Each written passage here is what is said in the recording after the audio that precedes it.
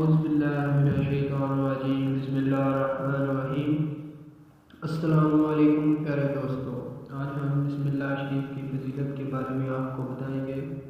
حضرت سیدنا عبداللہ ابن عباس رضی اللہ تعالیٰ عنہ سے روایت ہے کہ امیر المومنین حضرت سیدنا عثمان رضی اللہ تعالیٰ عنہ نے انبیاء کے سلطان سرور شان سردار دو جہان صلی اللہ علیہ وآلہ وسلم سے بسم اللہ الرحمن الرحیم کی فضیلت کے بارے میں پوچھا تو اللہ عز و جل کے پیارے محبوب حضرت محمد صلی اللہ علیہ وآلہ وسلم نے فرمایا کہ یہ اللہ عز و جل کے ناموں میں سے ایک نام ہے، اور اللہ عز و جل کے اسم اعظم اور اس کے درمیان ایسے ہی قریب ہے جیسے آنکھ کی سیاہی اور سفیدی کے درمیان۔